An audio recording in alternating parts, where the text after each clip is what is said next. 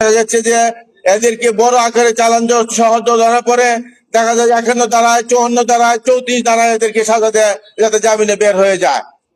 আপনারা সাংবাদিক ভাইরা এইগুলো অত্যন্ত লড়বেন। টাকার বিনিময়ে এই মাদক ব্যবসায়ীদেরকে এদেরকে চার দেওয়া হয়, থানাতে ধরে ধরে পরবর্তীতে এদেরকে দেখা যায় যে এই ছেড়ে দেওয়া হয়।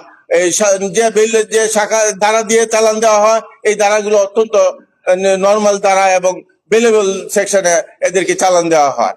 এই মাদক ব্যবসায়ীদের যদি পুলিশের সাথে সক্ষতা না গড়ে উঠে, তাইলে এরা এই সুযোগ পাবে না, এই সুযোগ কোনোদিনই পাবে না। কিন্তু আমরা মানবাধিকার সংগঠন, আমরা সাংবাদিক ভাইরা, আপনাদের লেখনির মাধ্যমে, আমরা আমাদের প্রতিবাদের মাধ্যমে আমরা খোঁজখবর নিয়ে আপনাদেরকে জানাবো, প্রয়োজনে থানায় গিয়ে সংবাদ দিব যে আমাদের এরিয়াতে এই ধরনের হচ্ছে।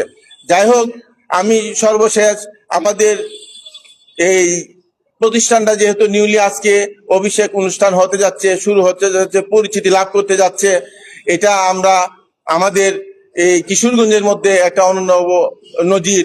এবং এটার সভাপতি চেয়ারম্যান যিনি আছেন উনি হল জাস্টিস সিদ্দিকুর রহমান সাহেব, সাবেক জেলা জজ ছিলেন আমাদের কিশোরগঞ্জ এই জজ কোর্টের, উনি এটার চেয়ারম্যান।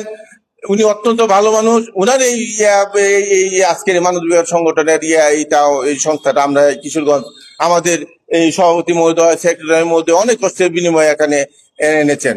যাই হোক, আমি এই মানবাধিকার বাস্তবায়ন কমিটির উত্তরোত্তর মঙ্গল কামনা রেখে আমি এই মানবাধিকার কমিটির অত্যন্ত সুষ্ঠুভাবে আমরা কার্যক্রম সম্পন্ন করতে পারি এই আশা ভরসা রেখে আমি আমার বক্তব্য শেষ করছি। আসসালামু আলাইকুম।